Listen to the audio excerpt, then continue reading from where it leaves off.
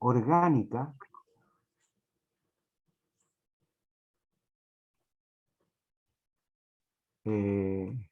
comienzo de nuevo. Vamos a ver el laboratorio de aldehídos y cetonas. Y decía yo que los aldehídos y cetonas se caracterizan por tener una función orgánica que se llama grupo carbonilo, que es el que ven ustedes ahí. Es un doble enlace carbono-oxígeno. Y difieren entre sí porque los aldehídos, en uno de los sustituyentes que hay en el carbono, uno de ellos es hidrógeno, como en el primer caso que tienen aquí, y en el otro un grupo R. Hay un solo caso en el cual los dos grupos sustituyentes del carbono son hidrógenos, y es el caso del metanal. Así se nombran. Uno cuenta el número de carbonos y para un carbono el prefijo que uno usa es meta y le agregamos la terminación al, metanal, para nombrar aldehídos. En el caso de las cetonas, los dos grupos sustituyentes del carbonilo, que les mostraba acá, son grupos R. Aquí tenemos ejemplo. Decía yo, el que tiene dos hidrógenos se llama metanal. Este se llama etanal, porque tiene dos carbonos. Etanal. Aquí está el propanal. Y cuando el grupo es aromático, en este caso el grupo que sustituye, el grupo R que sustituye al carbonilo, es un grupo aromático, podemos encontrar, por ejemplo, el benzaldehído. Aquí tiene un asterisco que ya vamos a ver qué significa. Aquí tenemos un dialdehído, el 1,5-pentano dial, que también se denomina valerialdehído. Viene normalmente muchos aldehídos y muchas cetonas, su nombre proviene de la matriz de donde se obtiene. En este caso, el 1,5-pentano dial se obtiene de la valeriana, de acuerdo, de una planta. Aquí tenemos otro caso. Aquí se nombran un poco distintos, porque fíjese bien,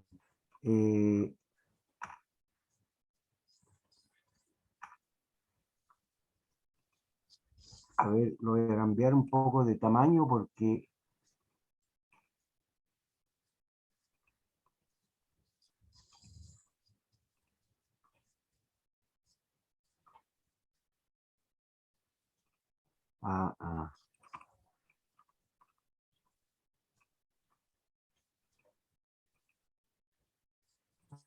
ahí se ve el nombre. Es muy largo el nombre y no tiene forma de cortarlo. Con un guión se puede, pero el guión en química orgánica se usa para separar números. Ahí tiene usted el caso. Bueno, este se llama 1,5-pentano dial o valerialdehído. Este otro es más difícil de nombrar. ¿Nombrar por qué? Porque está unido a un grupo que es bastante complicado, que es el 3-metil, este que tiene aquí, fíjese, 3-metil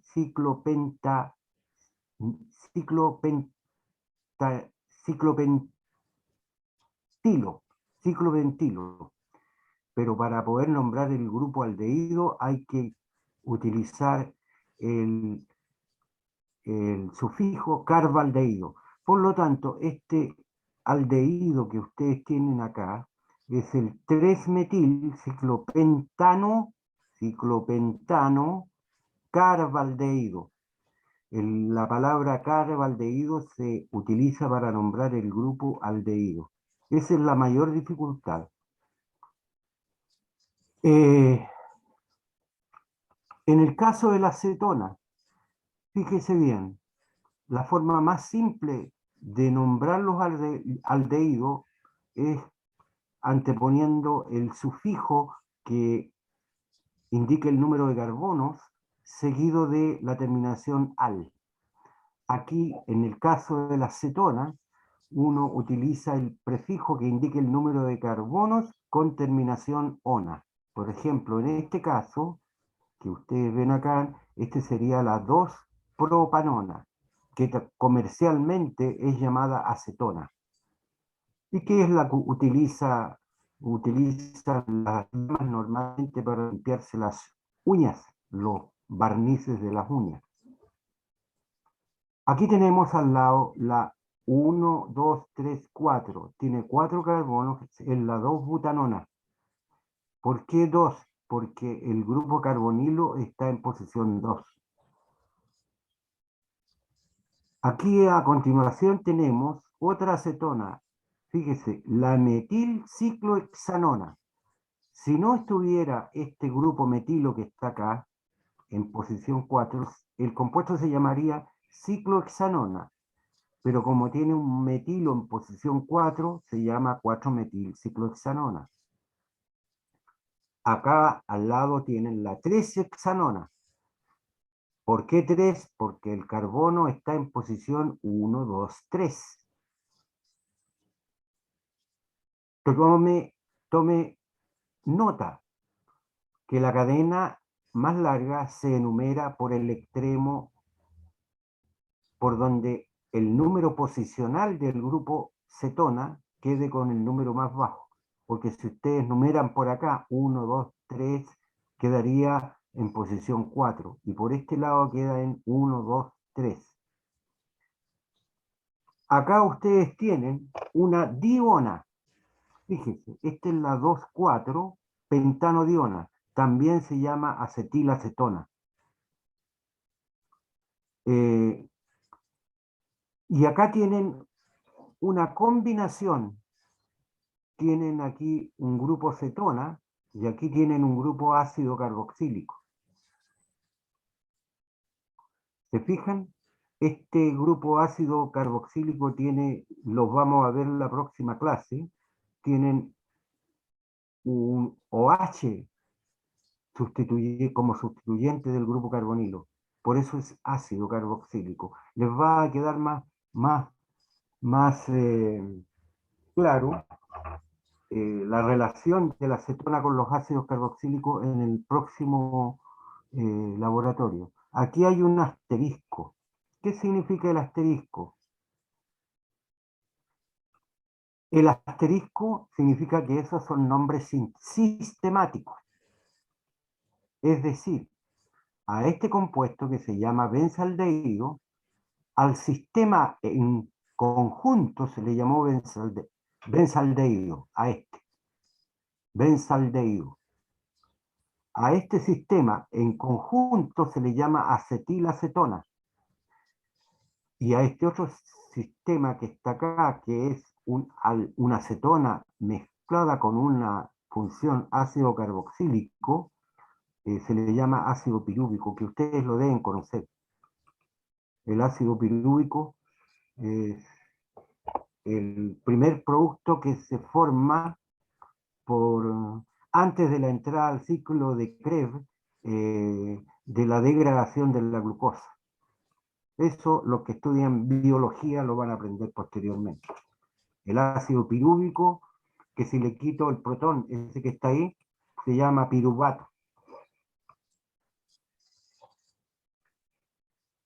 Bueno, acá están indicadas las normas, los nombres de los aldehídos provienen de los hidrocarburos de cadena más larga con terminación al.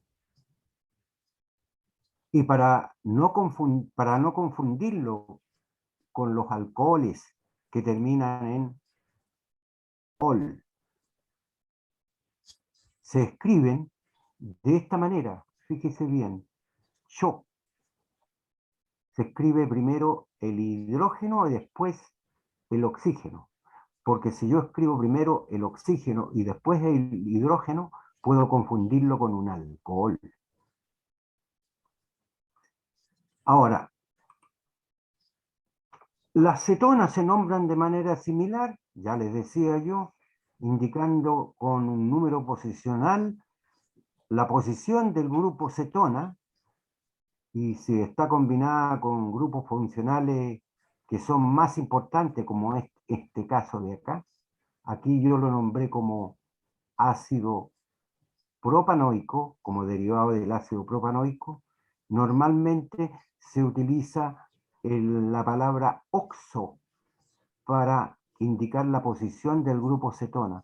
Si ustedes ven aquí, yo lo nombré como un ácido carboxílico, pero que en posición 2 tiene un grupo oxo, es decir, un grupo cetona.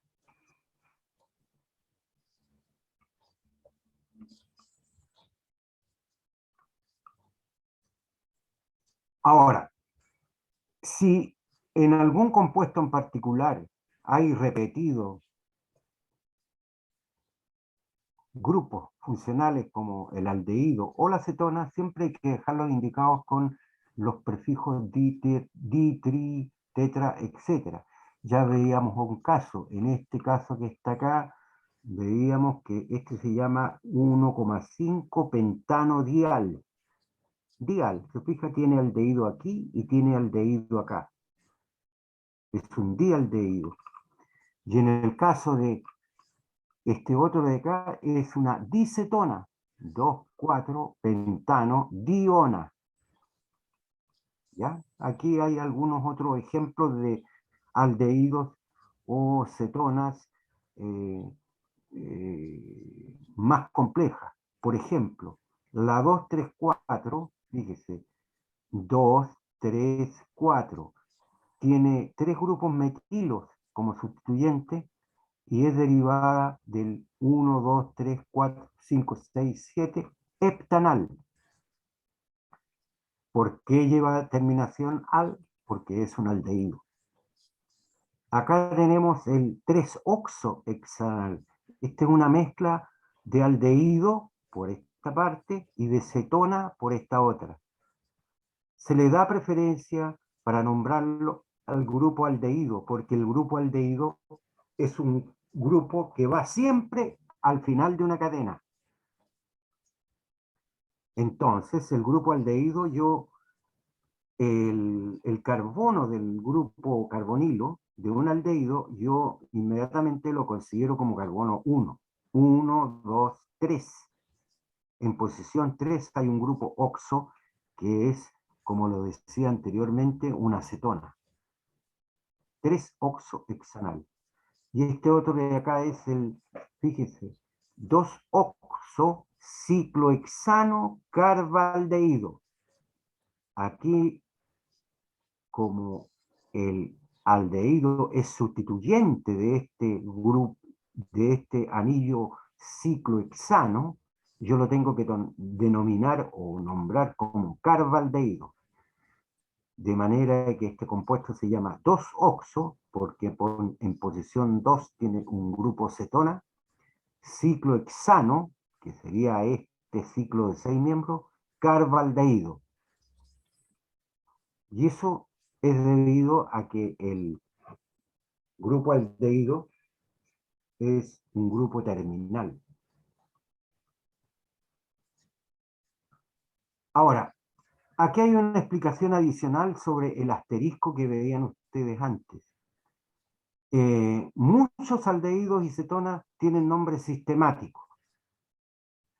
Y muchos de esos nombres provienen de la matriz vegetal o animal donde se encuentra. Aquí tienen 3 ejemplos.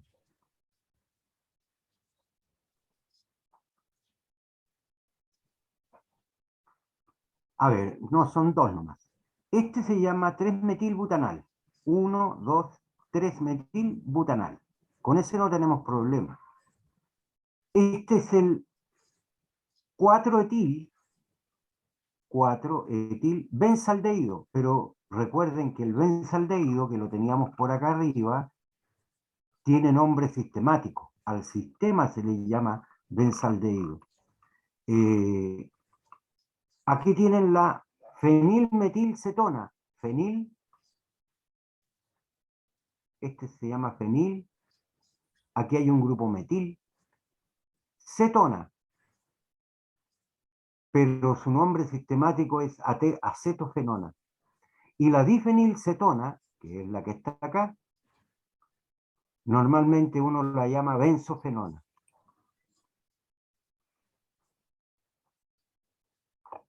Usos de los aldehídos.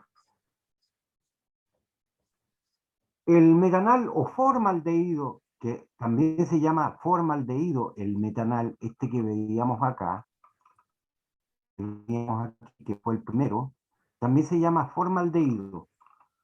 ¿Por qué? Porque proviene lo producen las hormigas, por eso se llama formaldehído.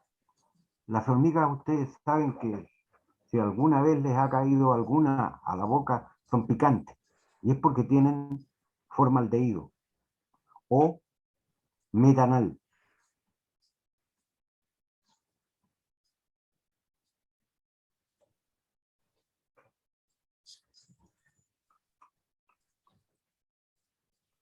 Bueno, es el metanal o formaldehído es el aldehído que tiene mayor uso industrial. Se utiliza en la obtención de resina fenólica. Si a usted le interesa, puede buscar resinas fenólicas en la red, en la elaboración de precursores de explosivos derivados del pentaeritritol. Puede usted buscar pentaeritritol, que son sustancias explosivas, como por ejemplo el tetranitrato de pentaeritritol, que se abrevia TNPE. No les voy a dar más detalles por razones de seguridad. Si usted quiere buscarlo en la red, los puede buscar. Además, este aldehído, el metanal, se usa en la elaboración de un tipo de poliésteres denominados resinas alquídicas, y además se usa en la fabricación de poliuretano expandido. Normalmente los poliuretanos expandidos son las esponjas que se usan para fabricar colchones, ¿ya? Para fabricar muebles también, almohadas. Son las comunes y corrientes esponjas sintéticas. También se utiliza el metanal o formaldehído en la elaboración de plásticos técnicos, que son polímeros muy duros y que se usan para reemplazar piezas metálicas en automóviles o en maquinaria industrial. También se usa en la elaboración de cubiertas resistentes a golpes para la construcción de aparatos eléctricos. Y estos plásticos se reciben el nombre de polioximetilenos o POMs. Si a usted le interesa conocer más sobre esto, sobre el uso de este aldehído que denominamos formaldehído, lo puede buscar en la red. Ahora, en las cetonas, la de mayor aplicación industrial es la acetona, o propanona también, la cual se utiliza principalmente como disolvente de lacas, de resinas, aunque el uso mayor está dirigido hacia la producción de plexiglas. Yo creo que ustedes han oído hablar del plexiglas, es un polímero, y en la elaboración de resinas epoxia y poliuretanos. La 2-butanona se emplea también como solvente y en la fabricación de plásticos textiles y pinturas. Otra cetona importante es la ciclohexanona, que se utiliza como disolvente industrial y reactivo para la producción de ácido adípico, y una amida que se llama caprolactama, que a su vez se emplea en la fabricación de nylon 6,6 y nylon 6. Ustedes también han oído hablar de los polímeros del nylon. También, si les interesa, lo pueden buscar en la red. Y finalmente se pueden usar también en la fabricación del PVC, polivinil chloride, cloruro de polivinilo. Y también se usan para la elaboración de los pegamentos que se usan para eh, conectar ¿sí? trozos de cañerías de PVC y nylon 6,6. Bueno, tanto los aldehídos como las cetonas tienen muchos usos. Yo aquí solamente he colocado algunos, pero son importantes eh, las, las propiedades y los usos que tienen los diferentes aldehídos y cetonas. Aquí hay algo adicional.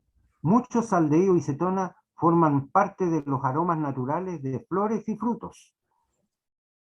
Por ejemplo, ustedes tienen el anís aldehído, que tiene olor a anís.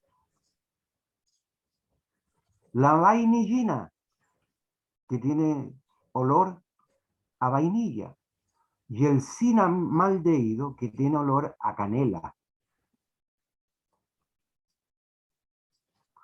Son aromáticos, se utilizan para aromatizar jabones, para aromatizar alimentos, etc. Sin embargo, algunas cetonas ya de peso molecular bastante alto, como la muscona y la cibetona, se utilizan como fijadores de perfume en la piel, porque son sustancias que tienen alto punto de fusión y son sólidas. Entonces, se agregan en pequeñas cantidades a los perfumes con el fin de que disuelvan al principio aromático del aroma de un perfume y se impregne, mejor dicho, el perfume en estas dos cetonas, la muscona y la cibetona, de manera de que pueda mantenerse por mayor cantidad de tiempo el aroma sobre la piel. Esos perfumes que venden de mala calidad es porque no tienen el fijador. De hecho, uno de los primeros fijadores que se utilizó fue la benzofenona, que la veíamos por acá arriba. La benzofenona la tenía por acá arriba yo. Benzofenona, creo que estaba por aquí. Esta, benzofenona. También se usa para fijar aromas en los perfumes, para fijar los perfumes en la piel. ¿De acuerdo?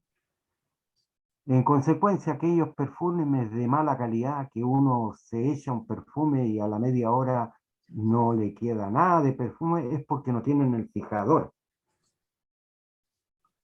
que fija el aroma a la piel. ¿Y por qué lo fija? Porque estos compuestos, la muscona y la cibetona, tienen peso molecular elevado, alto punto de fusión, por lo tanto, si uno se lo agrega en una pequeña película en la piel y, y cualquiera de estos dos compuestos tiene absorbido el aroma, va a permanecer mucho más tiempo fijo en la piel. Pero también hay que tener cuidados. ¿Por qué? Porque muchos aldehídos y cetonas son complejos para la salud humana. Por ejemplo, aunque pareciera nada que ver, cuando usted bebe alcohol etílico, en el hígado, este alcohol se oxida a acetaldehído o etanal. Lo voy a colocar aquí, etanal o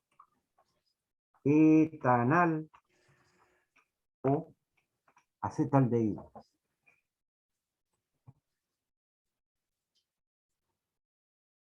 Luego, en el hígado, el acetaldehído se transforma en ácido acético. Y a continuación el ácido acético se transforma en acetilcoenzimo A y se degrada sin problemas a CO2 y agua en el ciclo de Krebs. Ahora, ¿dónde está el problema? Que el consumo excesivo de etanol, que en el hígado se transforma en etanal o acetaldehído, causa acumulación de acetaldehído en la sangre, lo cual puede conducir a un brusco descenso de la presión sanguínea, aceleración del ritmo cardíaco, cefalea, debilidad muscular, sed excesiva, mareos, lo que comúnmente se denomina resaca, o la pálida. Pero además, el abuso del alcohol etílico conduce a una lesión que es más permanente en el hígado y que se denomina cirrosis alcohólica y es causada por los altos y continuos niveles de acetaldehído en el hígado y en la sangre. Así que ojo con el copete, niños, jóvenes.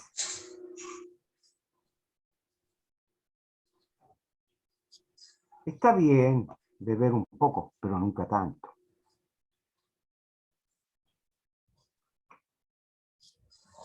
Ahora, ¿qué pasa con este otro alcohol, el metanol, que aparece aquí? A ver, no me obedece el cursor. El metanol también se llama alcohol de madera, porque se extrae de la madera. Este sí que es extremadamente tóxico, el metanol. ¿Por qué? Porque cuando uno lo ingiere, el metanol entra al organismo y es rápidamente absorbido por el flujo sanguíneo y pasa al hígado y aquí se transforma en formaldehído o metanal.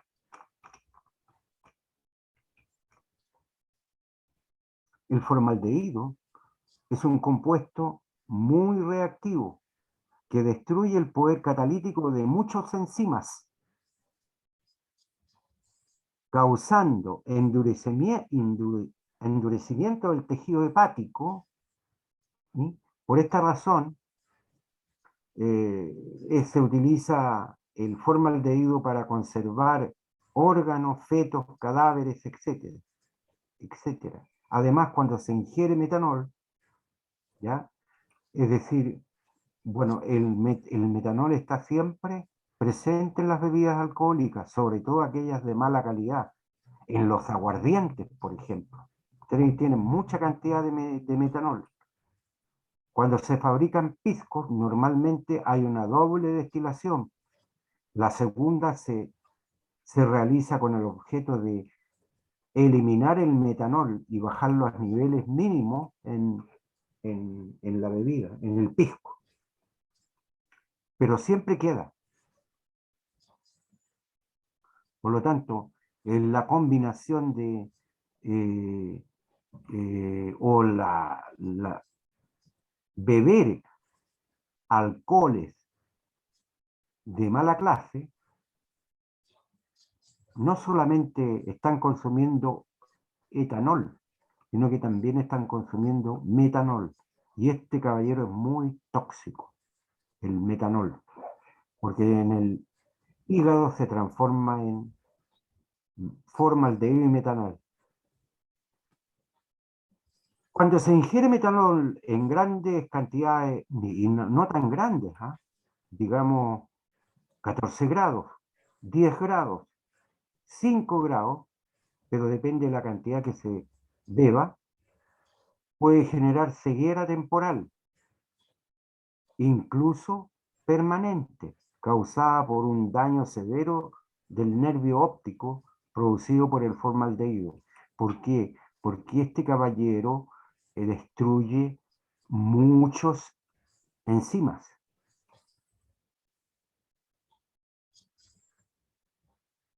¿De acuerdo?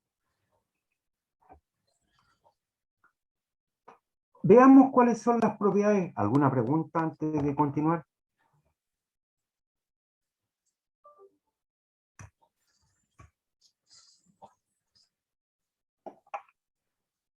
Veamos algunas propiedades físicas generales de los aldehídos y cetonas. Fíjese bien, la presencia del grupo carbonilo, voy a ubicar aquí el grupo carbonilo, por ejemplo, no aquí, más atrás, fíjese bien aquí hay un carbono, carbonilo. Este enlace está polarizado hacia el oxígeno, porque el oxígeno es más electronegativo que el carbono.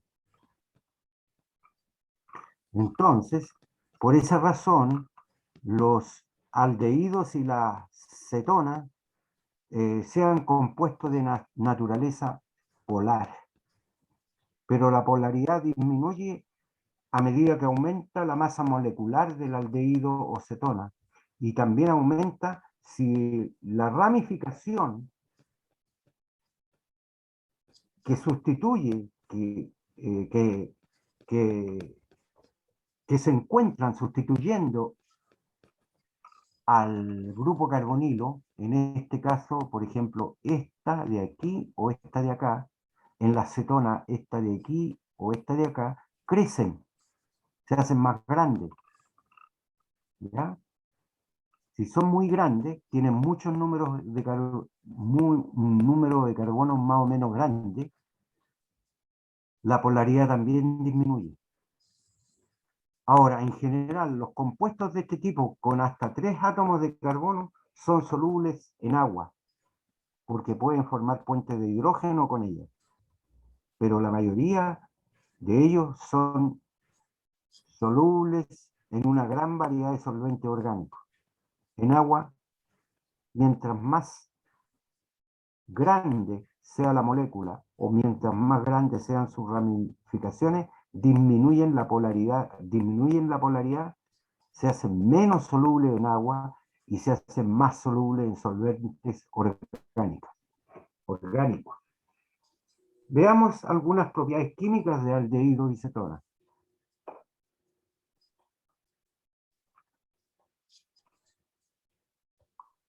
Independientemente de la naturaleza del compuesto carbonílico, que puede ser aldehído cetona, el reconocimiento de este grupo se basa en la propiedad de sufrir reacciones de adición.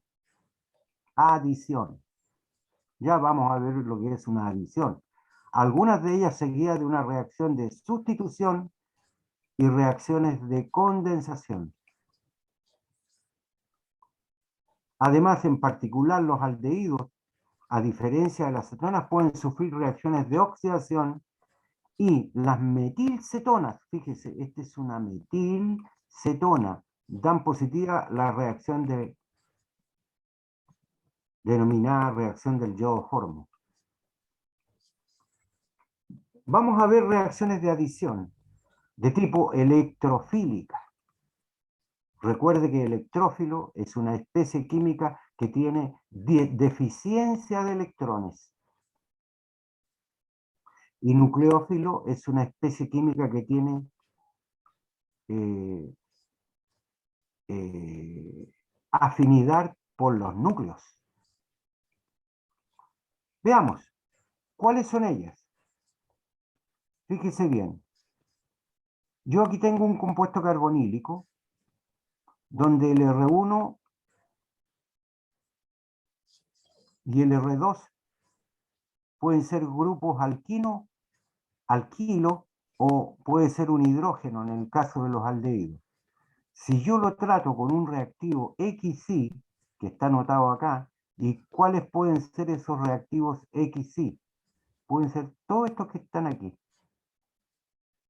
Fíjese, agua en medio ácido, ácido cianhídrico, hidrógeno con un catalizador metálico, hidrácido, puede ser ácido clorhídrico, ácido bromídrico o iodídrico, y también con alcoholes. Los compuestos carbonílicos, sean aldehído y o cetonas, pueden reaccionar con agua, ácido cianhídrico, hidrógeno molecular, hidrácidos y alcoholes. Note que aquí, si son aldehídos, R1 es un grupo alquilo y R2 un hidrógeno. Es decir, aquí uno de estos dos grupos es hidrógeno. La acetona, los dos grupos de aquí son grupos alquilos, o pueden ser también un anillo aromático.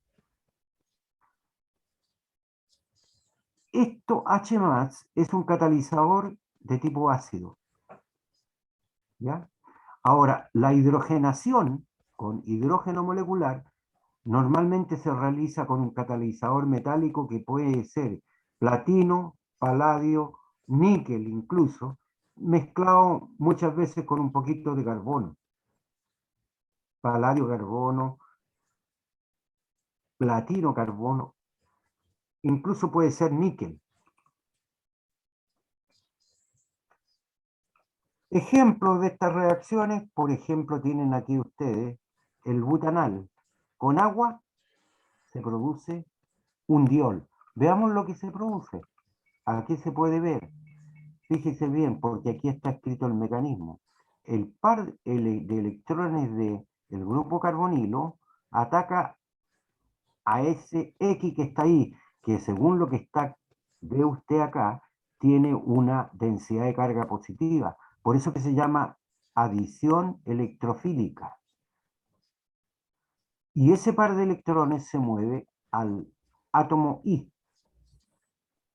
Por ejemplo, si este par de electrones ataca a ese hidrógeno, el par de electrones se va al oxígeno y queda negativo. ¿De acuerdo?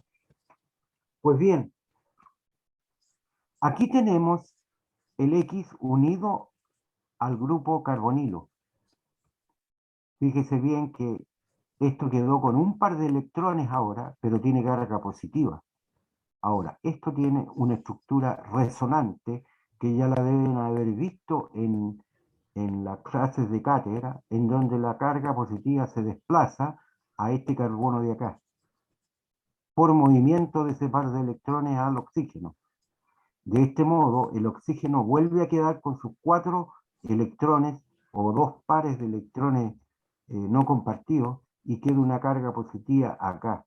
Entonces, a continuación entra el grupo I que se desplazó aquí. Se llevó el par de electrones, salió de la reacción, se produce la resonancia y este grupo I, que ahora está, que sale de acá negativo, ataca al carbono del grupo carbonilo, de lo que era antes el grupo carbonilo. Por lo tanto, con el primer reactivo que es agua en ambiente ácido, se produce un compuesto que tiene aquí un hidrógeno y aquí tiene un OH. En el fondo es un dialcohol geminal. Geminal, ¿por qué? Porque tiene los dos grupos OH en el mismo carbono. ¿Se fijan? Si este reactivo XY fuera agua, entra aquí un hidrógeno, ahí un hidrógeno y acá un OH. Queda entonces ese carbono con dos grupos OH unidos en el mismo carbono, por eso que se llaman dialcoholes vecinales, perdón, geminales. Vecinal significa que están en carbonos vecinos, estos son geminales en el mismo carbono. Si lo hacemos reaccionar con HCN, fíjese, el par de electrones va a capturar protón, el carbono se queda con el par de electrones, se produce la resonancia y el grupo Cn- entra al carbono. Por lo tanto, aquí va a haber un hidrógeno y aquí va a haber un Cn. Fíjese que la unión es por el carbono. A esa variedad de compuestos se le llama cianhidrinas, que tienen aquí un hidrógeno y un Cn, cianhidrina. Ahora, con hidrógeno molecular, con H2, entra un hidrógeno aquí y el otro hidrógeno acá, y se forma un alcohol. Con ácidos como ácido carboxil, como ácido clorhídrico, ácido bromídrico o ácido clorhídrico o yodídrico, entra un hidrógeno ahí y acá entra un cloro, un bromo o un yodo. A este tipo de compuestos se le llama halohidrinas. Halohidrinas o haloalcoholes. Pero son geminales porque el halógeno, que puede ser cloro, bromo o yodo, queda en el mismo carbono donde aparece el grupo H. Aquí tenemos ejemplos. Este compuesto se llama butanal, es un aldehído. Si le agregamos agua en ambiente ácido, el producto que se va a formar va a tener entonces un protón ahí, se transforma en OH y este en OH. Este es un gemdiol o hidratos también se llaman.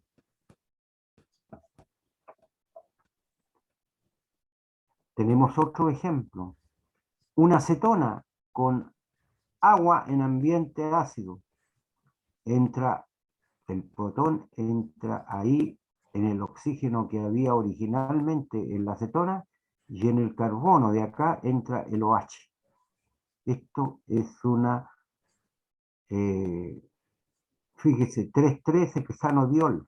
Es un gemdiol, diol geminal o hidrato. Tiene dos OHs en un mismo carbono. Con ácido cianhídrico, les decía yo que se producían cianhidrinas. Bueno, el par de electrones captura protón. Ahí está.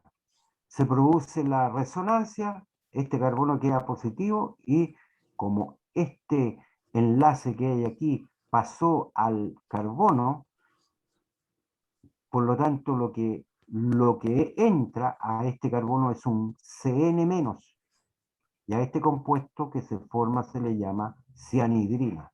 1 ciano, 1 butanol.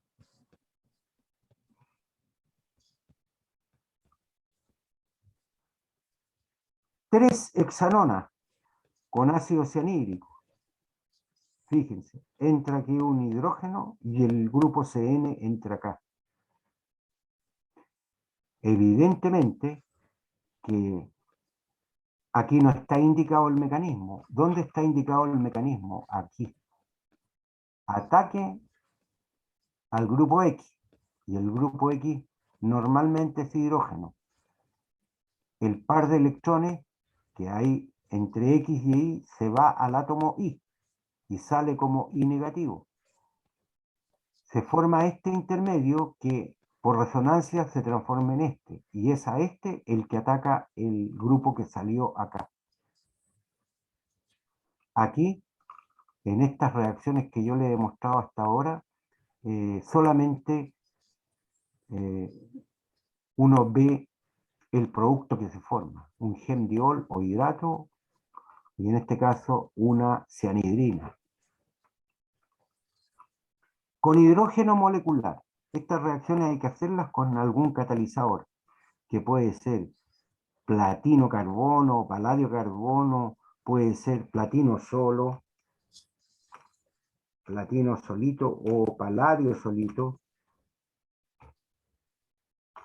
incluso puede ser níquel. Normalmente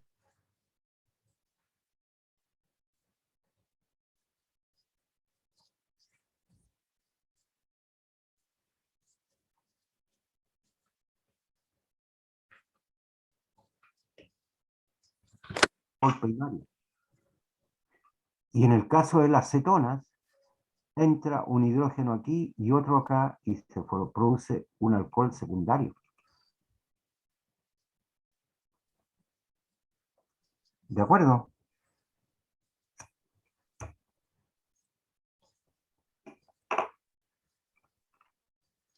Con hidrácidos como HCl, HBr o HI, aquí la cosa cambia un poquito. ¿Por qué? Porque la reacción puede ocurrir con un mol de reactivo, en este caso HCl, o con 2 moles. ¿Y qué es lo que sucede? Fíjese bien. Aquí este átomo de oxígeno con su par de electrones, con uno de los pares de electrones captura el hidrógeno. Ese par de electrones pasa al cloro, de manera de que sale el cloro negativo aquí. No lo coloqué. De manera de que al producirse la reacción de resonancia, el cloruro o el cloro que sale de aquí entra al grupo carbonilo. Y después se sustituye este grupo H con la segunda molécula de HCl, ocurre una reacción de sustitución y se forma un diclorogeminal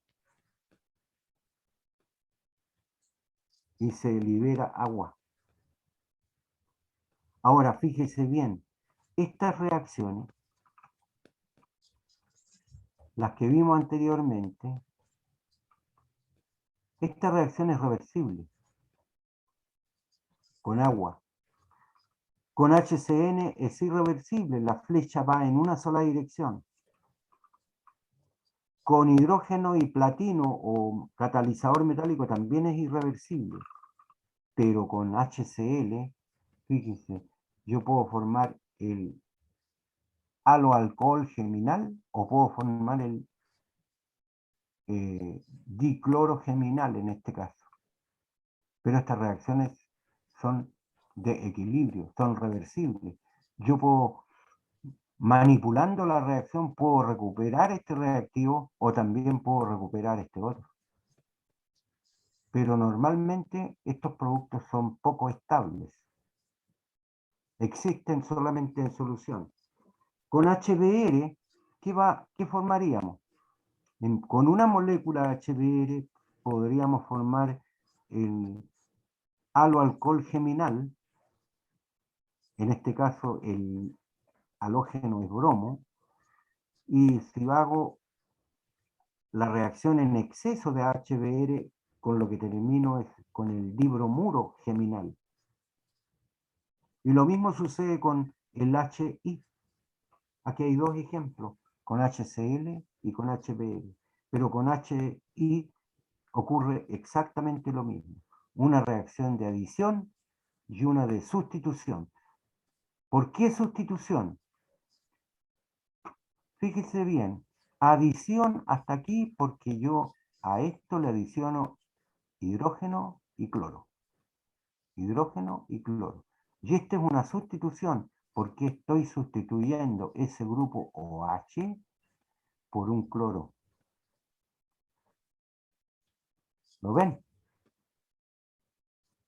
Aquí he adicionado HBr. Ahí está la reacción de adición. HBr. Y aquí está la reacción de sustitución, que sustituyo ese grupo OH por bromo.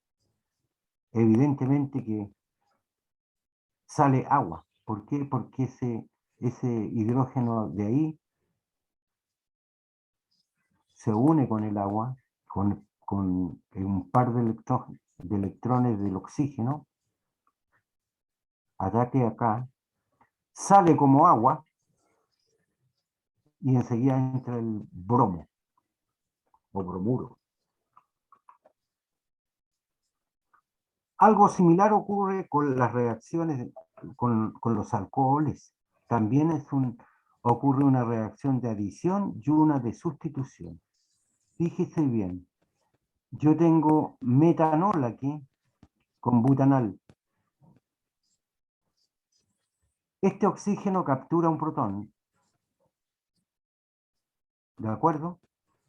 Se produce la reacción de reagrupamiento del ion positivo que veíamos acá, lo voy a volver atrás para que lo vean. Este ion que hay ahí sufre una resonancia y la carga positiva queda en el carbono que está ahí.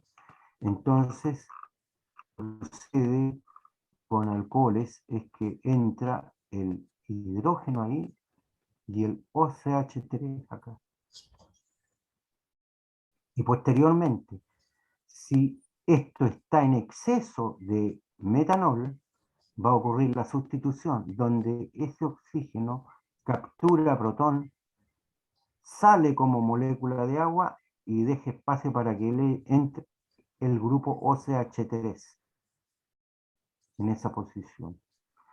Ah, una cosa, este tipo de compuesto, la reacción con una molécula de etanol, se llama, en el caso de aldehído, hemiacetales. Cuando reacciona con un mol de alcohol y cuando reacciona con 2 moles de alcohol, se llama acetal. Hemi significa la mitad del ácido que soporta este compuesto.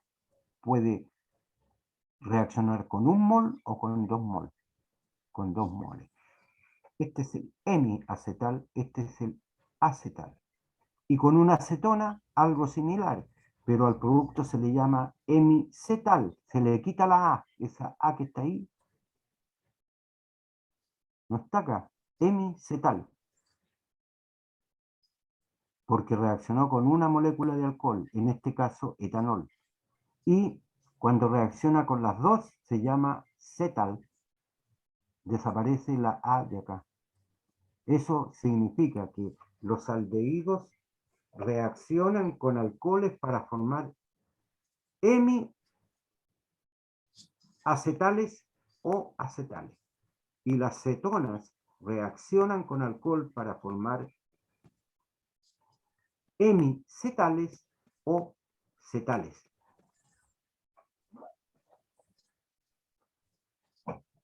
¿De acuerdo? Reacciones de adición nucleofílica. ¿Hay alguna pregunta antes de que siga?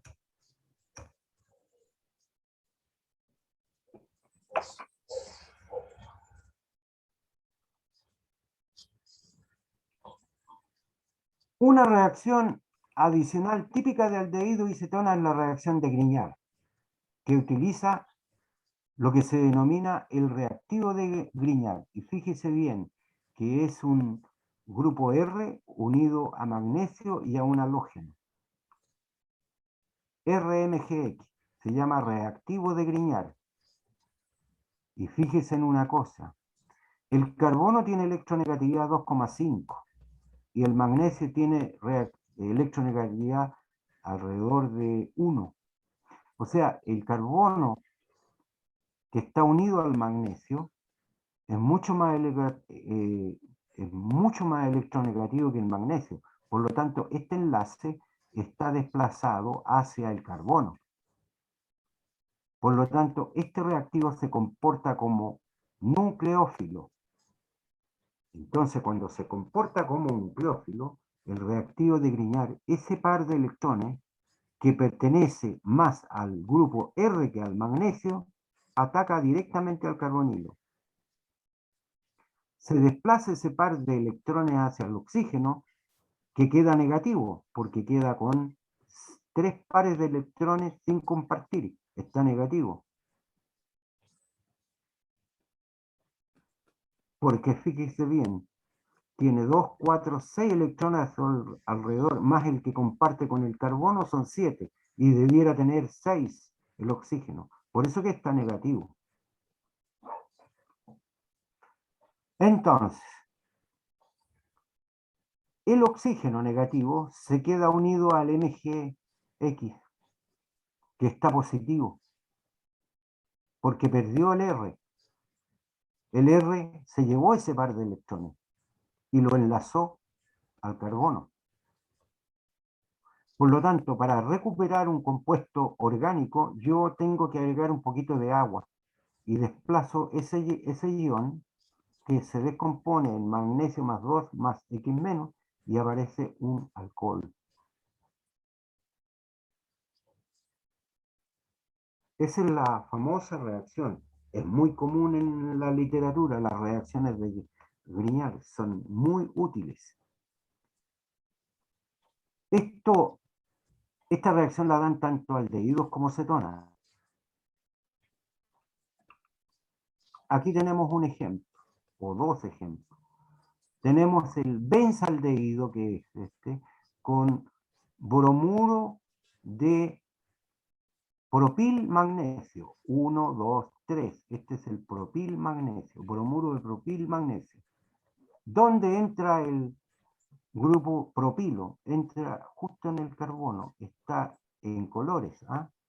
Tiene 1, 2, 3 carbonos. Aquí hay 1, 2, 3. Queda el oxígeno negativo con el IMGBr, le agregamos un poco de agüita y recuperamos un protón ahí. Y esto es un alcohol ¿de qué tipo? Partimos de un aldehído. Obtenemos un alcohol secundario. Y en este caso tenemos el yoduro de fenilmagnesio. ¿Qué va a suceder acá? Este grupo fenilo, a través de ese enlace que está ahí, se va a ir a unir a ese carbono para formar esto. El oxígeno queda negativo unido a MgI. Todo esto queda positivo. Le agregamos agüita y recuperamos el grupo H. Se formó un alcohol de tipo terciario. En conclusión, los aldehídos generan alcoholes primarios y las cetonas generan, perdón, los aldehídos generan alcoholes secundarios y las cetonas generan alcoholes terciarios.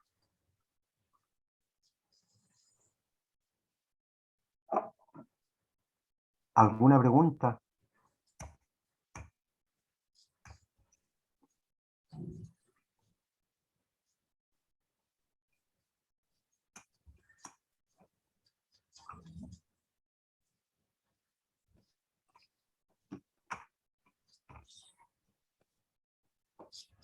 Otro grupo de reacciones que dan los compuestos carbonílicos, sean aldehídos o cetonas, son las reacciones de condensación. ¿A qué se denomina reacción de condensación? Es la reacción de dos moléculas relativamente grandes y que dejan en libertad una molécula pequeña.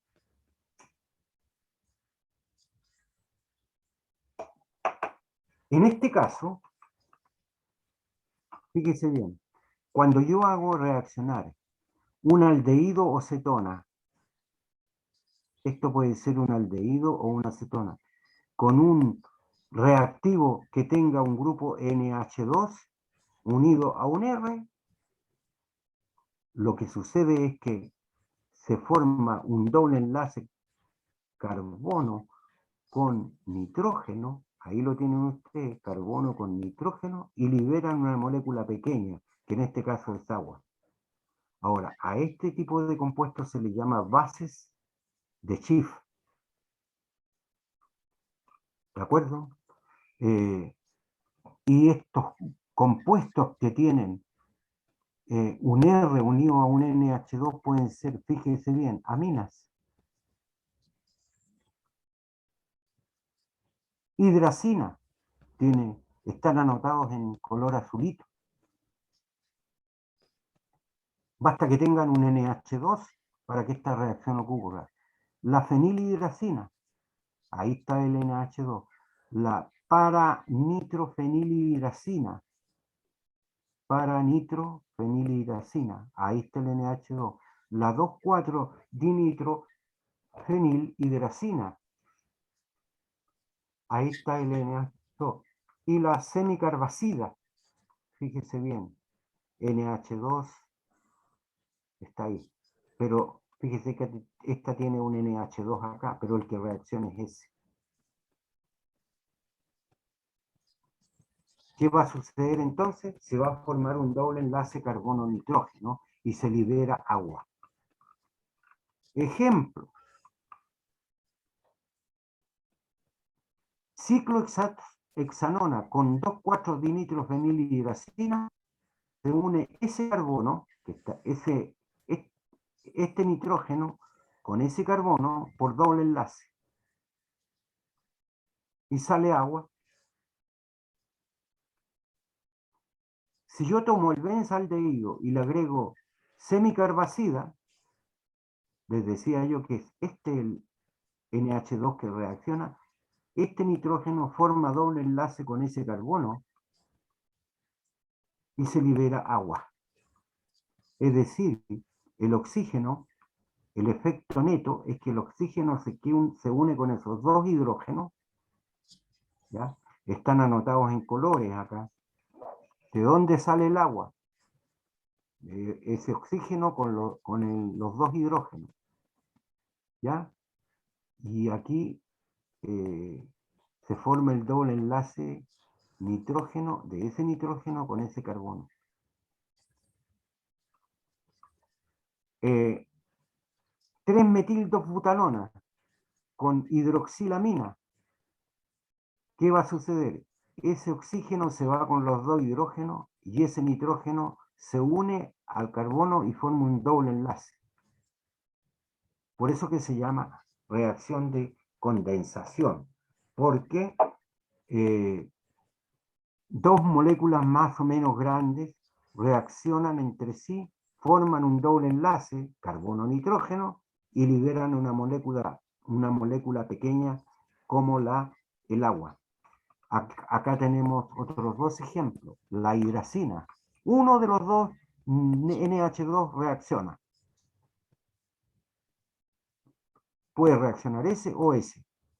En cambio acá, en esta otra reacción, el único que puede reaccionar es ese que está ahí. Pero aquí da lo mismo que reaccione este o ese. De hecho, este nitrógeno se une a ese carbono por doble enlace carbono-carbono y se libera la molécula de agua.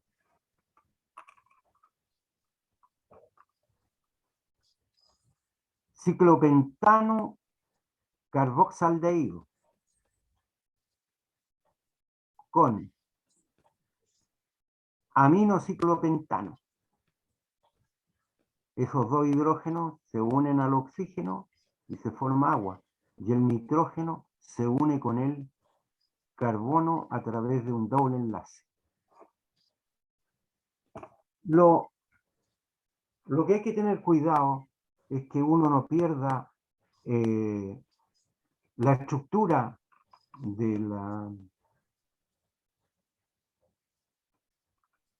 o mejor, conserve la estructura del compuesto que tiene el NH2 y del compuesto que tiene el carbonilo. ¿Se fijan? Aquí, esta zona que está aquí es esta que está acá. Y esta zona que está aquí, toda esta zona que está aquí, porque ese nitrógeno queda unido a ese carbono con doble enlace, es todo lo que está acá. ¿Se fijan? Sale agua nomás. Lo mismo aquí. Toda esta parte se conserva en el producto. Y esa parte también, esta de aquí. Lo que está en negro en el fondo. ¿Se fijan? Ese carbono que está ahí es ese que está ahí. El doble enlace con nitrógeno y se conserva toda esta otra parte de acá en la molécula producto.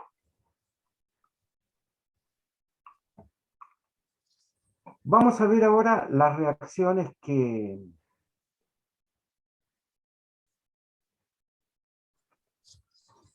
normalmente se ven en el laboratorio.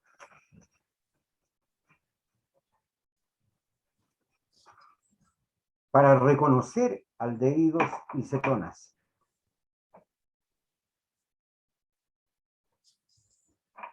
La primera es el test de Brady. Se hacen con el reactivo de Brady, que en el fondo es el 2,4-dinitrofenilhidracina, que es este que está acá. Este. Una solución de este compuesto se llama reactivo de Brady y se utiliza para reconocer aldehídos indistintamente, porque tanto aldehídos como cetonas dan esa reacción. Entonces, este reactivo es una disolución de 2,4-dinitrofenilhidracina en ácido sulfúrico, agua y etanol. Y se usa para reconocer indistintamente aldehídos y cetonas. ¿Cuáles son los productos que se forman? Tienen esta estructura. ¿Qué es lo que cambia? ¿El aldehído, esto de acá, o cetona?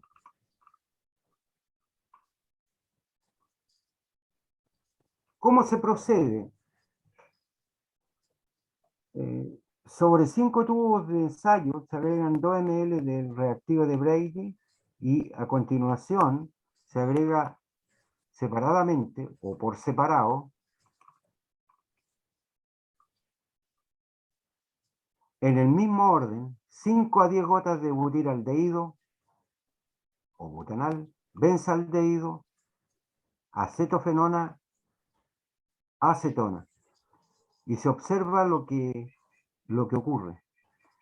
Normalmente aparece un precipitado de color amarillo, anaranjado o rojo.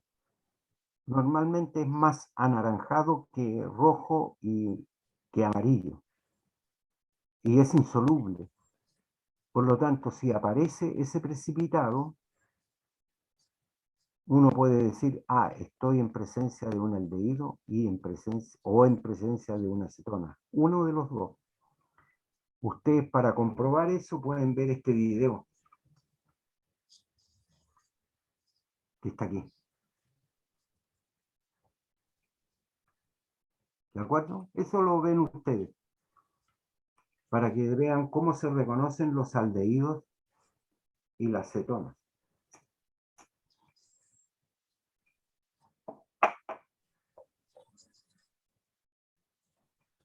La reacción de aldehídos y cetonas con clorhidrato de hidroxilamina, que también está colocada acá. ¿Sí? ¿Se fijan bien? Hidroxilamina, hidroxilamina. Esta reacción conduce a la formación de oximas. La hidroxilamina normalmente, que uno la puede escribir así, se comercializa como clorhidrato de hidroxilamonio, cuya fórmula es ClNH3OH o NH2OH.HCl o clorhidrato. Es un ácido bastante débil cuyas soluciones tienen pH del orden de 5, un poco mayores. Ahora, debido a que muchas oximas son prácticamente incoloras o ligeramente amarillas, para reconocer la formación de un oxima es preciso utilizar un indicador ácido-base que sea capaz de detectar el cambio de pH producido por la formación de la oxima. Por ejemplo, en la reacción de formación de la oxima de la ciclohexanona, la disolución se vuelve ácida debido a que genera HCl. Mire, fíjese usted, aquí tengo ciclohexanona, tengo cloruro de hidroxilamonio en solución, normalmente en solución acuosa o alcohólica, se juntan, se le agrega una gota de indicador y para detectar la oxima yo puedo medir el pH, porque el pH, fíjese que esta reacción deja en libertad protones. Entonces, si hay formación de protones, el indicador va a cambiar de color.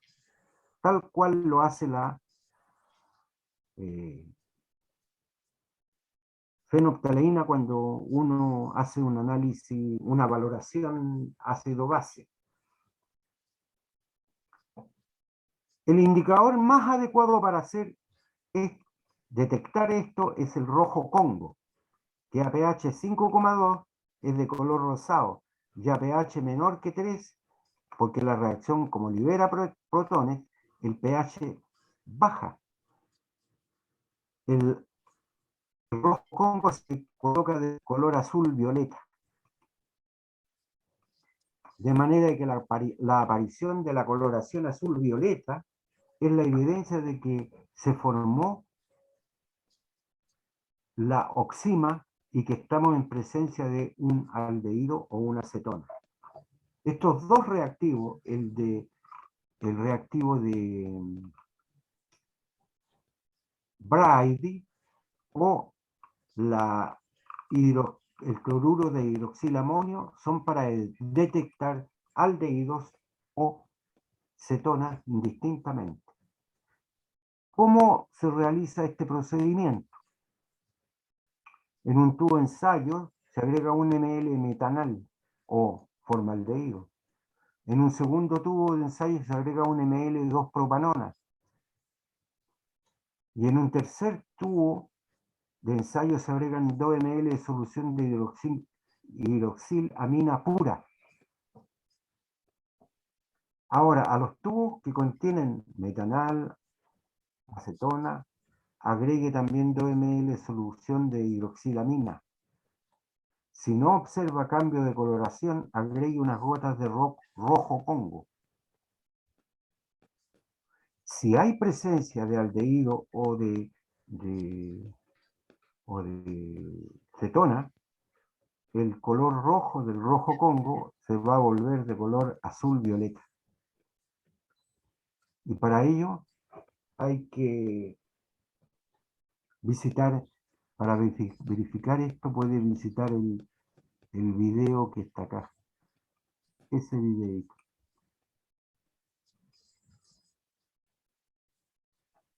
¿Alguna pregunta?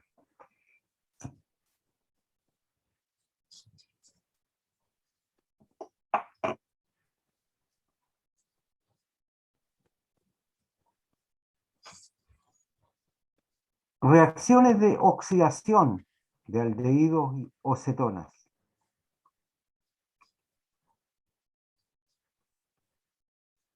Ahora, estas reacciones son específicas para reconocer aldehído. ¿Por qué? Porque las cetonas no la dan. No hay reacción. Las cetonas no se pueden oxidar. Son específicas para reconocer aldehídos. Y de esa manera se pueden diferenciar aldehídos y cetonas.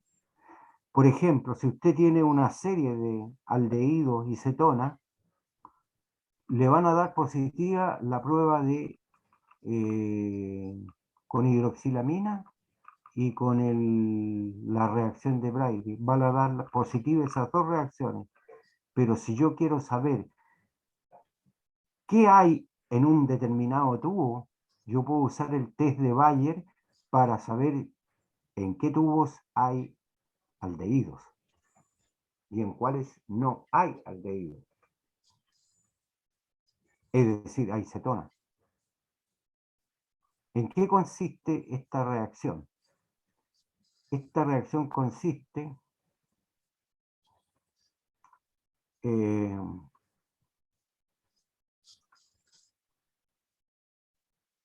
tratar el aldehído cetona con una disolución que tiene permanganato de potasio.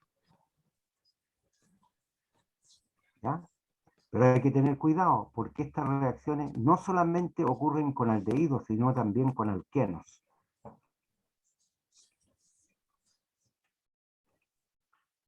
¿De acuerdo?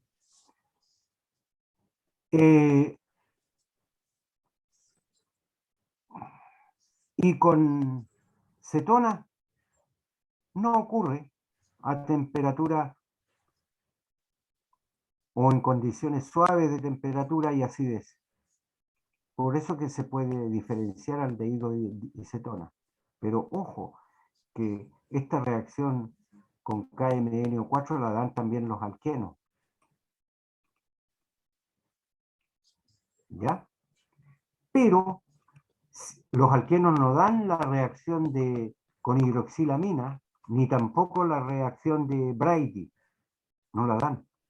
Por lo tanto, si yo sé que un determinado compuesto da la reacción de Brady y me da positiva la reacción de Bayer, entonces yo puedo estar seguro de que eso es un aldehído.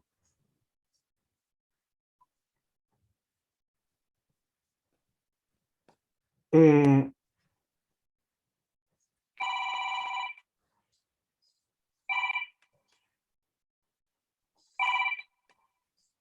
aló, perdón, ¿sí?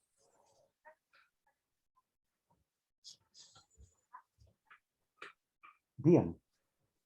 Eh,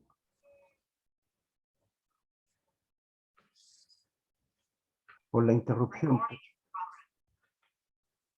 perdón por la interrupción, pero era una llamada que estaba esperando muy importante. Continúo. Esta reacción con KMNO4 se produce de la siguiente manera. El permanganato se reduce a manganeso más 2. Esta reacción ustedes la tienen que conocer de química general. Es una reacción redox. Igualo los oxígenos, tengo 4H2O, acá coloco 8H más y 5 electrones y queda igualada. Luego, el aldehído se transforma en ácido carboxílico.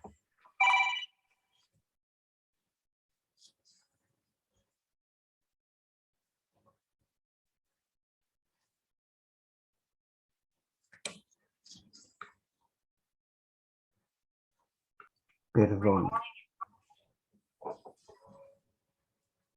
Continúo. Era parte de la llamada que estaba esperando y no podía posponer. Entonces, el permanganato se reduce a manganeso más 2. Y ahí está la semireacción de reducción del permanganato a manganeso más 2. Y el aldehído se oxida a ácido carboxílico, CO2H. Fíjense, aquí el aldehído gana un oxígeno, por lo tanto hay que sumar una molécula de agua acá, pero si agrego una molécula de agua acá, tengo que sumar 2 protones a este lado, y para neutralizar la carga, tengo que cargar 2 electrones. Multiplico por 2 esta ecuación y por 5 esta otra. Es una simple reacción de oxidación-reducción. Si multiplico por 2 la primera y por 5 la segunda, obtengo esto. Luego, de igualado los electrones, 10 electrones aquí, 10 electrones acá, la reacción se acopla y obtengo que la reacción global es esta. Oh, cuidado, esto no es mecanismo. Este no es un mecanismo de reacción. Esto es una explicación de lo que sucede o cuáles son los cambios de estados de oxidación de las especies que reaccionan. ¿De acuerdo? Pero ustedes yo creo que conocen el permanganato. El permanganato es de un color violeta muy oscuro. Y cuando el permanganato se reduce a manganeso más 2, las disoluciones se vuelven incoloras.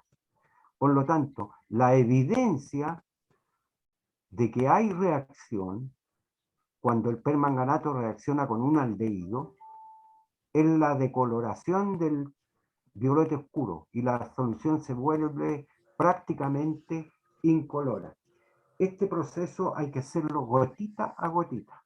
Uno agrega una gota de permanganato, se decolora, perfecto. Agrega una segunda, también. Si ya con la tercera o la cuarta se conserva el color, significa que el permanganato ya está en exceso. Pero con la primera gota uno ya sabe, puede decidir. Ahora, esta reacción puede realizarse tanto en medio ácido, como la coloqué aquí, como en medio básico. ¿Qué sucede en medio básico? El permanganato se reduce a MnO2, que es un sólido de color marrón. Entonces, fíjese bien, aquí para igualar los oxígenos, tengo que sumar 2 aguas acá y 2 OH en el otro lado. Y de esa manera se igualan los oxígenos. Tengo aquí 4 y 2 son 6 oxígenos. Aquí tengo 2 y 4 son 6. Y la carga, fíjese usted, la carga la dejo con... tengo que dejarla en 0.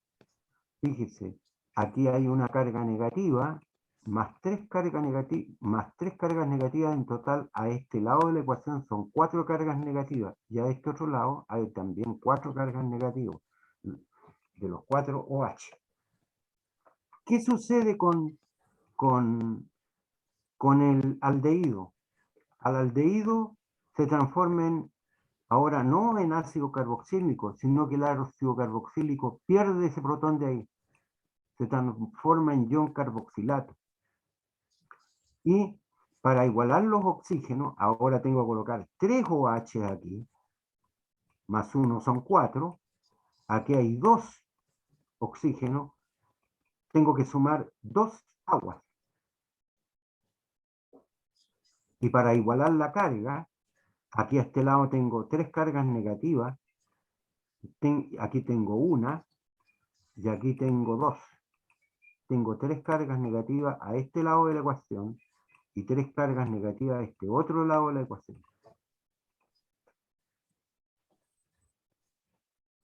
¿De acuerdo? Pues bien, para igualar la reacción redox, recuerden que esto no es mecanismo, tengo que multiplicar la primera por 2 y la segunda por 3 para igualar los electrones. Después sumo las reacciones y obtengo que en medio básico el MnO4 se transforma en MnO2. Y el aldehído se transforma en carboxilato conforme a esta reacción. Y la evidencia aquí no es la decoloración del permanganato, sino que es la aparición de ese sólido, este compuesto, que es de color marrón oscuro, café oscuro. Eso está, a veces uno puede notar el cambio de color de violeta oscuro del permanganato a un color marrón oscuro, también se puede ver de esa forma. Pero lo más importante es que el precipitado de color marrón oscuro es un sólido. Ahora, los aldehídos reaccionan rápidamente, sin embargo las cetonas pueden provocar decoloración del permanganato, pero la decoloración no es debida a la oxidación de esto. Lo que sucede es que en medio ácido, el MnO4- acuoso produce oxígeno, conforme a la reacción siguiente. El MnO4 reacciona con el oxígeno del aire, perdón, con el agua, con los protones, la pequeña cantidad de protones que tiene el agua, que según la constante K sub W que analizaron en química general, es del orden de 10 a la menos 7. Es suficiente como para que el permanganato se transforme en manganeso más 2 y produzca decoloración del permanganato. Pero eso es lento, es un proceso lento. Y para ver el resultado de la reacción o test de Bayer con permanganato ocurren en forma bastante rápida, en menos de 15 a 20 segundos. En cambio, esta otra reacción que ven acá ustedes, de decoloración, este puede tardar horas.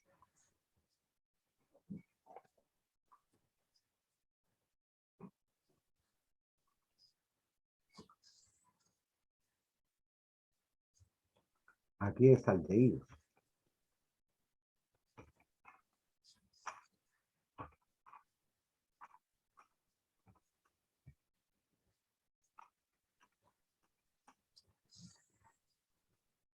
Las cetonas no se oxidan. Esta reacción del test de Bayer la dan solamente los aldehídos.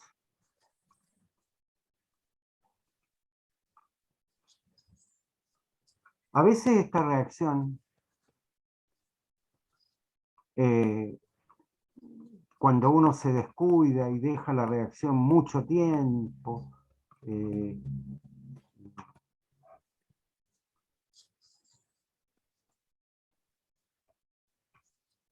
uno puede observar cambio de color o de coloración del permanganato, pero ese normalmente es un falso positivo. 2 a 3 minutos es suficiente para decidir si tengo aldehído o no tengo aldehído. En 3 tubos de ensayo, para el procedimiento, y por separado se agrega 1 ml de formaldehído, 1 ml de acetona, 1 ml de benzaldehído. Aquí hay 2 aldehídos y una acetona. Luego a cada tubo se adiciona 1 ml de disolución de permanganato 0,1 molar y 3 gotas de ácido sulfúrico. Esta reacción va a ser en medio ácido. Idealmente el ácido sulfúrico agregado debe ser diluido para evitar que el MnO4 reaccione con el agua, se decolore mediante esta reacción. Tiene que ser diluido 0,1 molar en KMnO4 y 3 gotas de ácido sulfúrico diluido. Y este proceso ustedes lo pueden ver en el video que está indicado al final de este párrafo.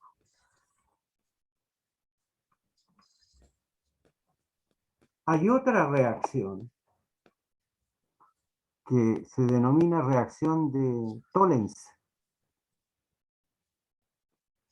Y es una oxidación con nitrato de plata amoniacal.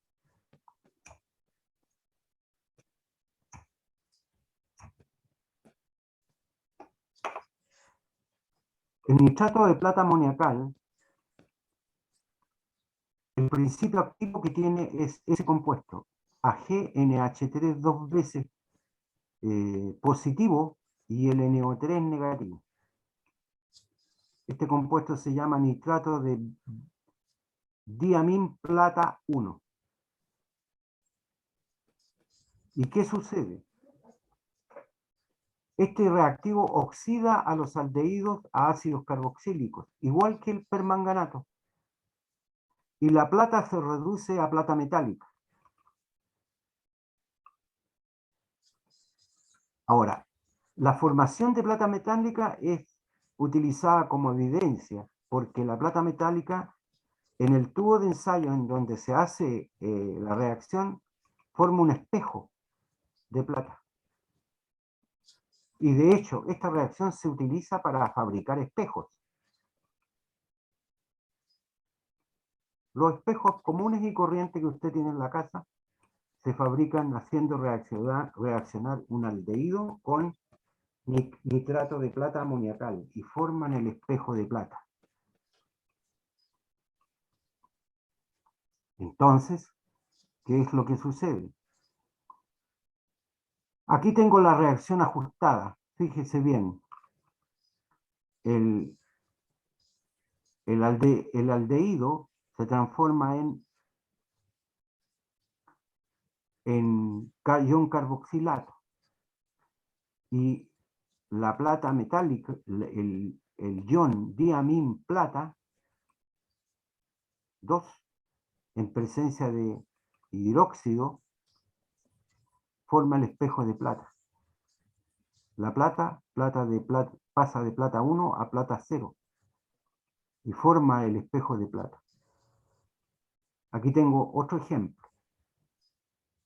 Fíjese bien que siempre la reacción es con 2 diamín plata 1 y 3 OH. Se forma espejo de plata. Ustedes pueden ver en este sitio web, pueden ver esa reacción.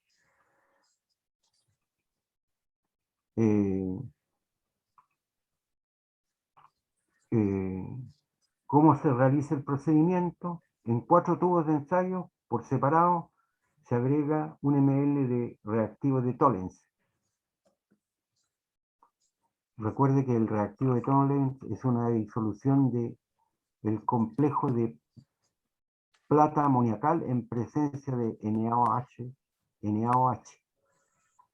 Entonces, ¿qué sucede acá?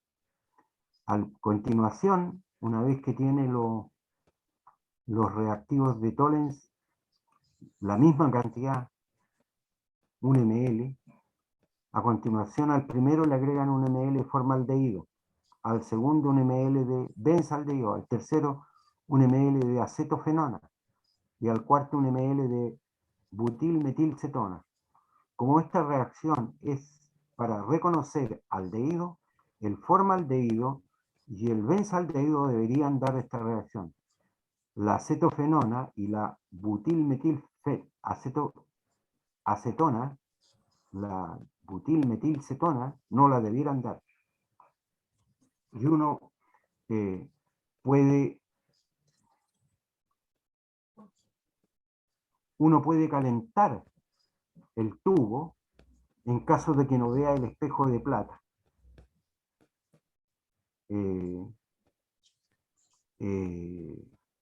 Evidentemente que el espejo de plata va a tener forma cilíndrica, va a pegarse a las paredes del tubo de ensayo, pero es fácil ver la formación del espejo.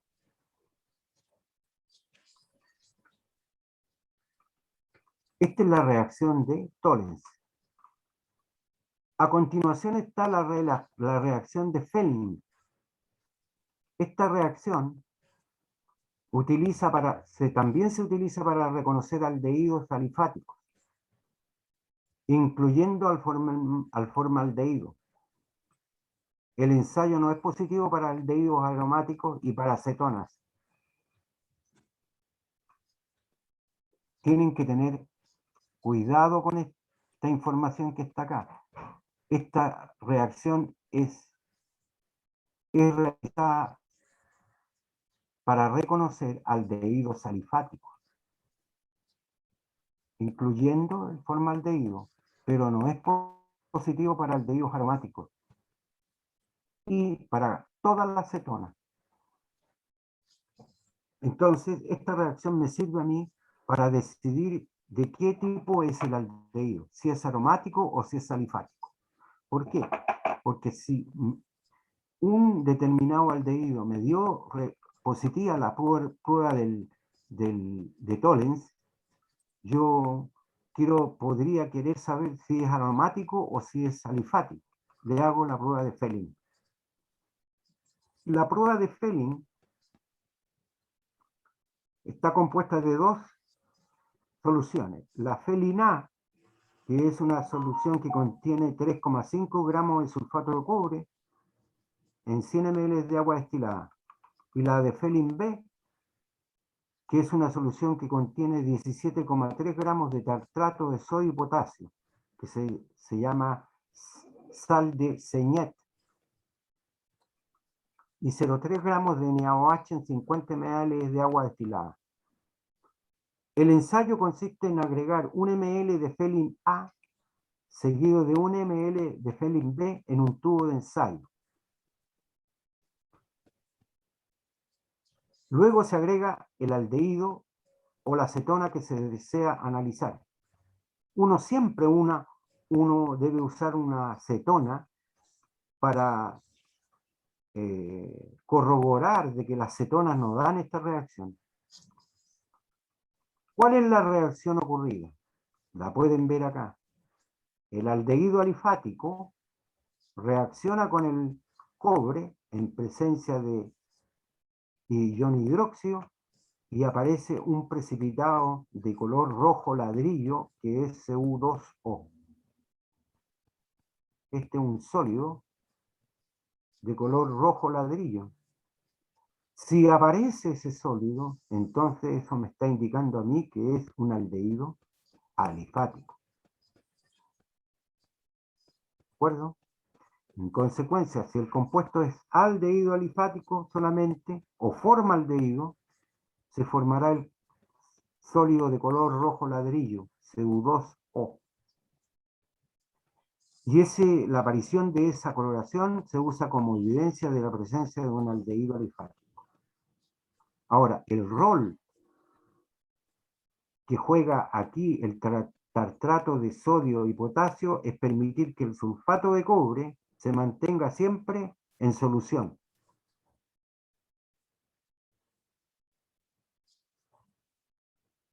Porque si no está presente, el sulfato de cobre precipita y no hay reacción. El sulfato de cobre es de color azul, celeste, pero es bien intenso el color. El procedimiento se realiza de la siguiente manera. En 4 tubos de ensayo convenientemente numerados, adicione 1 ml de Felin A. Después se agrega 1 ml de Felin B.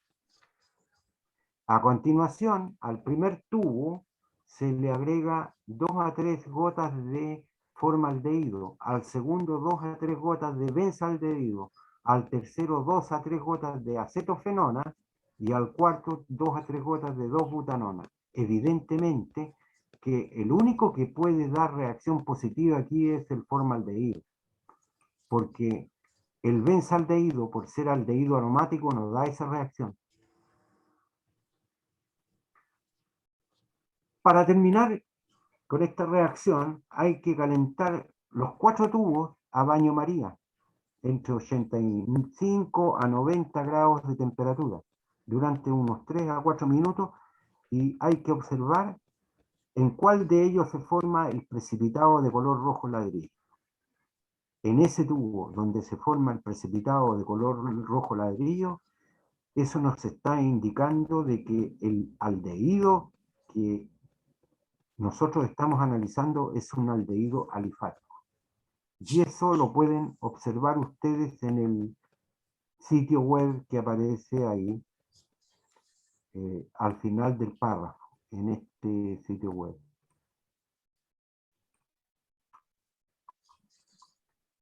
Por último,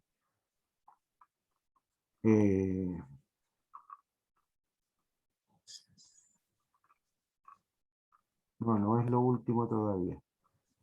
Vamos a ver el test del yodoformo.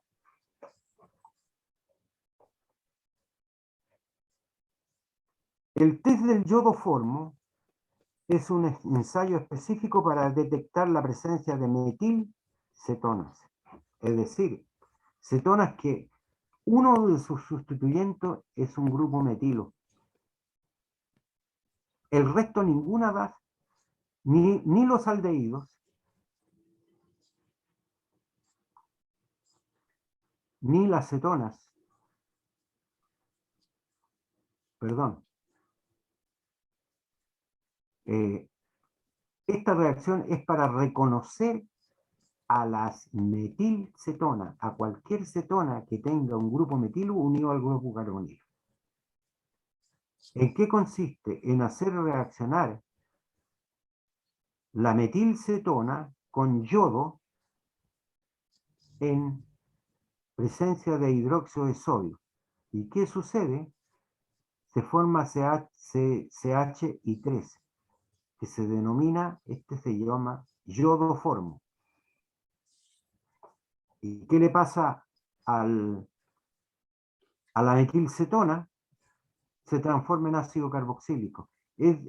Fíjense que aquí coloqué en rojito, en rojo, el carbono. Ese carbono se va, esa unión se pierde y aparece acá. Por lo tanto, para que esta reacción ocurra, tiene que haber siempre un CH3 unido al carbonilo. ¿De acuerdo? Por ejemplo, aquí tienen ustedes el acetaldehído. El acetaldehído reacciona con yodoformo. ¿Por qué? Porque tiene un grupo metilo unido al carbono. Este aldehído da esa reacción. Pero también la da el etanol. Hay que tener cuidado. También da el test del yodoformo. Pero también la dan los alcoholes secundarios que tienen un CH3 acá. Dan el test de yodoformo. Hay que tener cuidado entonces, que si se investiga la presencia de una metilcetona, es porque ya se debería haber descartado la presencia de alcoholes. ¿Ya? Por lo tanto, si nosotros a una muestra ya hemos hecho la prueba de alcoholes y descartamos que haya alcoholes en esta muestra de aldehídos y cetón que nos entregaron para analizar, y estamos analizando aldehídos y cetonas, nosotros si en la muestra hubiera un alcohol, el alcohol va a dar positivo el test del yodoformo.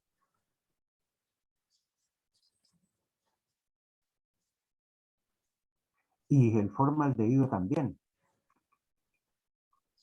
¿De acuerdo? Por lo tanto, o mejor dicho, además, si el compuesto fuera acetaldehído, debiera haber dado positivo todos los ensayos de oxidación del aldehído. ¿De acuerdo? Entonces, solamente bajo estas condiciones podemos estar seguros de que el compuesto analizado es una metilcetona. La evidencia de estas reacciones es la formación de un precipitado de color amarillo que corresponde al yodoformo. Este compuesto es de color amarillo, el CH y 3 menos. Por lo tanto, cuando yo hago el test del yodoformo, ya he tenido que descartar la presencia de aldehídos de este tipo, acetaldehído, y he descartado la presencia de alcoholes de este tipo. Porque estas reacciones o estos ensayos hay que hacerlos de manera secuencial. Nosotros empezamos con alcoholes y fenoles. ¿Ya? Aprendimos a reconocer alcoholes y fenoles. Después, a lo mejor con la misma muestra que se le entregó al principio, yo voy a analizar aldehídos y cetonas. Pero si ya he reconocido de que no tengo alcoholes, yo puedo hacer tranquilamente este ensayo. Y si no tengo acetaldehído, con mayor razón puedo hacer tranquilamente el test del yodoformo, porque el test del yodoformo es para reconocer metilcetonas. Por lo tanto, hay que tener muy en cuenta este párrafo. Si se investiga la presencia de una metilcetona es porque ya se debería haber descartado la presencia de alcoholes. Ahora, si el producto fuera acetaldehído, debiera haber dado positivo todos los ensayos de oxidación de aldehídos. De manera que bajo estas circunstancias solamente podemos estar seguros de que el compuesto que analizamos y que dio positiva la prueba del yodoformo es una metilcetona. Fíjese bien, aquí en el procedimiento se puede ver mejor esto. En 2 tubos de ensayo colocar 1 ml formaldehído en el primero y 1 ml de acetona en el segundo. Fíjese, este es formaldehído.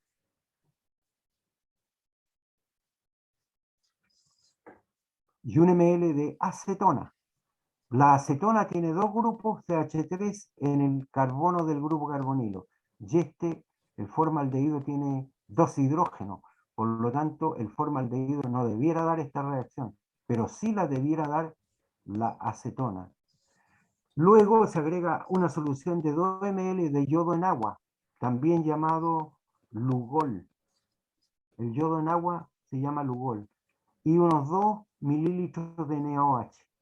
Usted observará que en el tubo que contiene formaldehído, la coloración marrón del Lugol no desaparece y no aparece el precipitado de color amarillo.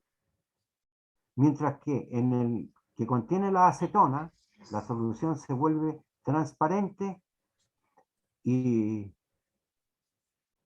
en caso que no aparezca el precipitado amarillo, se agrega un exceso de Lugol hasta que dicho compuesto precipite.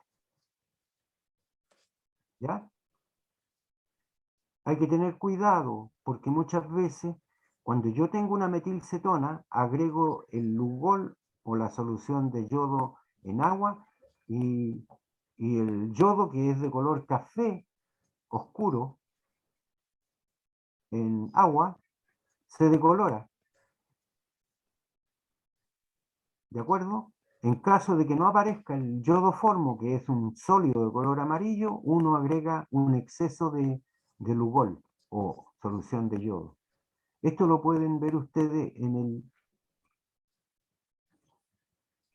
lo pueden ver en el sitio web que está indicado al final de ese párrafo.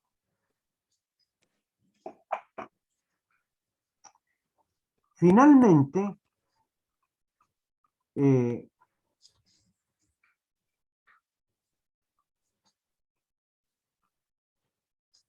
cuando uno analiza aldehídos y cetonas, si descarta la presencia de cetona y usted dice tengo aldehído,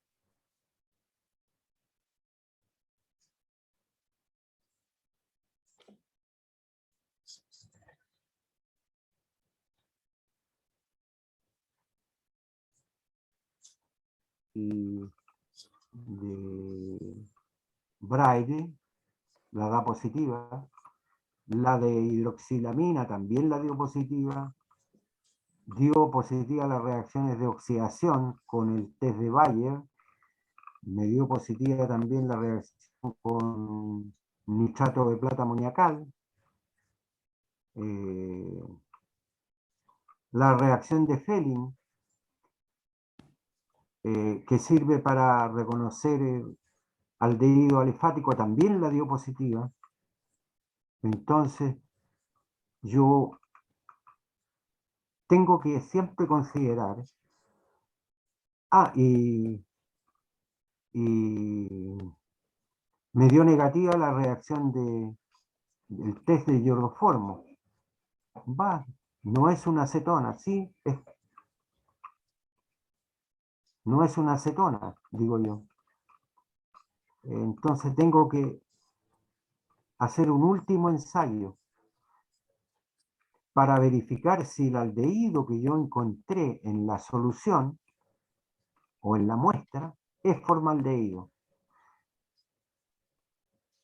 que es el aldehído más pequeñito que existe. Tiene un carbono unido a 2 hidrógenos. Y esta prueba se llama el test del formaldehído y que permite reconocer la presencia de formaldehído mediante la formación de un compuesto de color,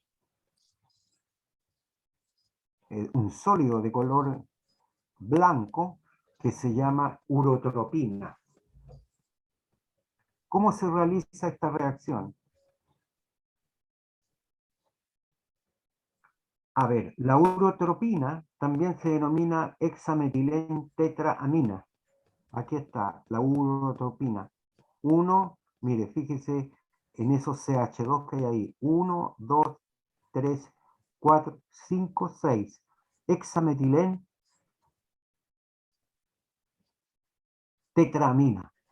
1, 2, 3, 4 grupos aminos terciarios.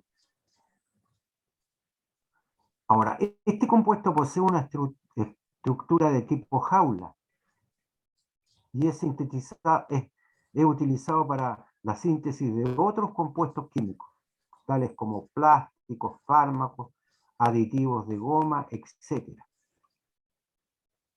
Y es una reacción exclusiva para el formaldehído. No la da el resto de los aldehídos. Este es el formaldehído. ¿Y qué sucede? Cuando yo trato el formaldehído con 4 moléculas de amoníaco y esto lo caliento, aparece un sólido de color blanco.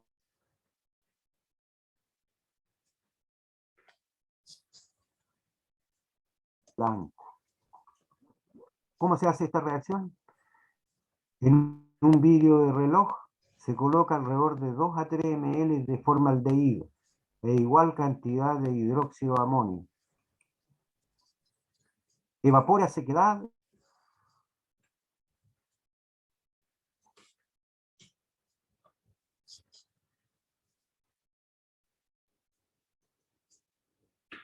observa el producto formado al cabo de unos 10 minutos. Si aparece un sólido de color blanco, cristalino, es brillante, entonces significa de que lo que yo estaba analizando era formaldehído.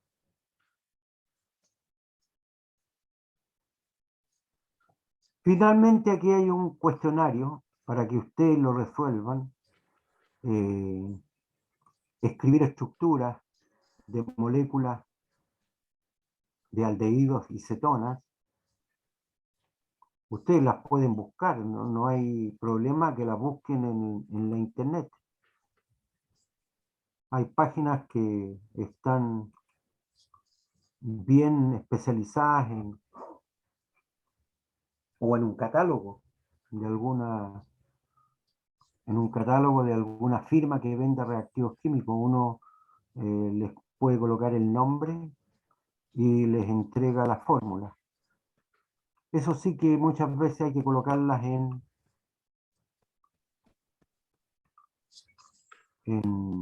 inglés, pero hay páginas donde uno puede encontrar los nombres en español. Y ustedes, a través del ejercicio 2, pueden comprobar o escribir las reacciones que se producen cuando yo tomo benzaldehído y le agrego permanganato en medio ácido, isopropanol más permanganato en medio ácido, isopropanal.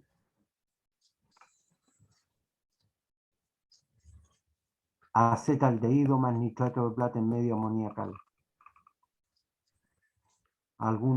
Esos dos ejercicios para que practiquen nombres de compuestos y el otro para que averigüen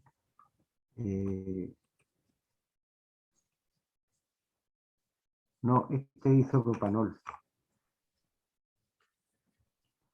Este isopropanol es un alcohol, es para que verifiquen que isopropanol, el isopropanol es un alcohol que da positiva a la prueba también del permanganato. Por eso que decía aquí que si se investiga la presencia de metil cetonas, no. Permanganato es medio ácido. Ah, porque el permanganato oxida a aldehídos a los alcoholes. ¿Alguna pregunta, jóvenes?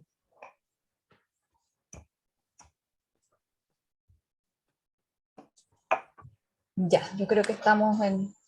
No hay más preguntas, parece, y también estamos un poco en el tiempo, así que... Ya. Detener entonces la grabación.